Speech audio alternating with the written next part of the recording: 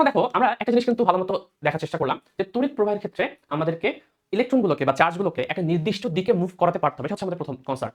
এখন এই দিকটার কথা উল্লেখের সাথে সাথে অনেকের মধ্যে হচ্ছে একটা ঝামেলার সৃষ্টি হয়। তারা হয়তো কল্পনা করে তড়িৎ প্রবাহ যেহেতু দিকের উপর ডিপেন্ডেন্ট, তার মানে হয়তোবা তড়িৎ প্রবাহ একটা কোনো ভেক্টর রাশি, হয়তোবা কারণ ভেক্টর রাশির উপর দিকের একটা ইনফ্লুয়েন্স আছে, তাহলে হয়তোবা তড়িৎ প্রবাহ একটা ভেক্টর রাশি। এটা কিন্তু কল্পনা করাটা ভুল একটা কল্পনা, ঠিক আছে?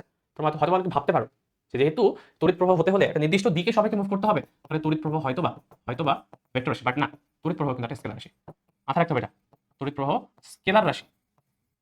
যদিও আমি এখানে দিকের কথা উল্লেখ করছি বারবার, দিকের উপর তার ইফেক্ট আছে বাট নাইও। দেখো একটা ভেক্টর রাশি আর স্কেলার রাশির আমরা হচ্ছে তুলনা বা পার্থক্য করি কিভাবে। একটা রাশিকে আমি ভেক্টর আমি তখনই বলি যদি যদি হচ্ছে অনেকগুলো রাশি বা একই টাইপের, মনে করো দুইটা ফোর্স আছে, মানে বল দিয়েছে আমি, দুইটা বলকে যোগ করার ক্ষেত্রে তাদের কত অ্যাঙ্গেলে বস্তুটার উপর অ্যাপ্লাই হচ্ছে, তার অ্যাঙ্গেলের উপর কি তার ভ্যালুটা বা তার যোগফলটা কি ডিপেন্ড করে? যদি ডিপেন্ড করে তার মানে অবশ্যই সেটা একটা ভেক্টর রাশি, কারণ আমি যে কোনো অ্যাঙ্গেলে অ্যাপ্লাই করলেও তোমার হচ্ছে সেম পরিমাণ হয়তো আউটপুট পাবো না। দুইটা ফোর্সকে আমি যদি হচ্ছে মনে করি একটা বস্তু আছে আমার কাছে, একটা বস্তু আছে, এদিকে আমি এদিক বরাবর ফোর্স অ্যাপ্লাই করলাম, আর আরেকজনকে আমি এদিক বরাবর ফোর্স অ্যাপ্লাই করলাম, ঠিক আছে? এটাকে আমি বললাম হচ্ছে 10 নিউটন, এটা 10 নিউটন, এটা হচ্ছে 2 নিউটন। তাহলে আমি কত রকম, আমি কি বুঝবো যে এই বস্তুটা কতটুকু ফোর্স এক্সপেরিয়েন্স করবে? 10 - 2 = 8 নিউটন, তাই না? বাট এই একই 2 নিউটনটা আমি যদি আমি এখানে অ্যাপ্লাই না করে এখানে অ্যাপ্লাই করতাম, তাহলে কি এই বস্তুটার উপর কি 8 নিউটন বল অ্যাপ্লাই হতো? অ্যাকচুয়ালি কিন্তু সে 12 নিউটনের একটা ফোর্সে অনুভব করতো। আমি যদি 2 নিউটনটা এখানে অ্যাপ্লাই না করে এদিক বরাবর অ্যাপ্লাই করতাম কোনো একটা অ্যাঙ্গেলে, তাহলে কি সে হচ্ছে সেম ভাবে মুভ করতো যেরকম ভাবে এর আগে মুভ করছিল? দেখা যাবে যে না, বস্তু এখন এদিক বরাবর মুভ করে, এদিক বরাবর মুভ করে, মাঝামাঝি কোনো একদিক বরাবর মুভ করবে।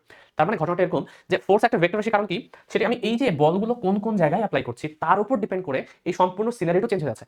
বাট কারেন্টের ক্ষেত্রে এরকম না, তড়িৎ প্রবাহের ক্ষেত্রে এরকম না। তোমার কাছে মনে করো দুইটা তার দেওয়া আছে, ধরলাম আমি এই একটা তার, এই হচ্ছে একটা তার। আমাকে বলা হলো যে এই তার দিয়ে হচ্ছে 2 অ্যাম্পিয়ার কারেন্ট আসে, এই তার দিয়ে হয়তো তোমার 3 অ্যাম্পিয়ার কারেন্ট আসে। আমাকে যদি বলা হয় যে এই তারের দিয়ে দুইটা তার দিয়ে যখন 2 অ্যাম্পিয়ার আর 3 অ্যাম্পিয়ার কারেন্ট আসে, এটা কতটুকু কারেন্ট হচ্ছে ফ্লো হয়ে চলে যাবে, আমাকে যদি বের করতে বলা হয়, আমি কি বলবো যে অ্যাঙ্গেলটা বলেন?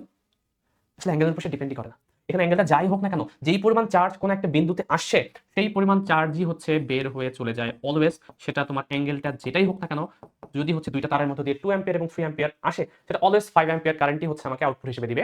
এটা পরবর্তীতে আমরা হচ্ছে কিরশফের সূত্র নামে হচ্ছে একটা সূত্র পড়বো, সেখানে আমরা ডিসকাস করবো যে কেন এরকম হচ্ছে। এবং এটা মূলত হচ্ছে তোমার চার্জের নিত্যতা সূত্র অনুসারে। চার্জ কি নিত্যতা সূত্র মানে কি? যে পরিমাণ চার্জ এক জায়গায় আসবে সেই পরিমাণ চার্জই তো বের হয়ে যাবে, তাই না? এক জায়গা থেকে যে পরিমাণ চার্জ, তোমার কারেন্ট মানে কি অ্যাকচুয়ালি চার্জের ফ্লো, একটা নির্দিষ্ট সময় কতটুকু চার্জ আসছে, নির্দিষ্ট সময় যতটুকু চার্জ এই বিন্দুতে আসবে সেই পরিমাণ চার্জই তো তাকে বের হয়ে যেতে হবে। যদি হ্যাঁ এখান থেকে যদি তোমার বের হওয়ার রাস্তাটা আরো একটা থাকতো, সেই ক্ষেত্রে দুইটাতে ভাগ হয়ে যেত, সেটা ম্যাটার করে না। বাট যদি রাস্তায় একটা থাকে, তাহলে সে কতটুকু আউটপুটে দিবে বা কতটুকু চার্জ বের হয়ে যাবে অ্যাকচুয়ালি, সেটা কিন্তু এই অ্যাঙ্গেলের উপর ডিপেন্ডেন্ট না, বরং সেম পরিমাণ চার্জই হচ্ছে অলওয়েজ বের হয়ে যাবে। এই কারণে মাথায় রাখতে হবে এই অ্যাঙ্গেলের উপর ডিপেন্ড না হওয়ার কারণে আমাকে বলতে হবে তড়িৎ প্রবাহ কিন্তু একটা স্কেলার রাশি, এটা কিন্তু একটা ভেক্টর রাশি না। এই জিনিসটা কিন্তু আমাদের কনসিডার করে আগাতে হবে।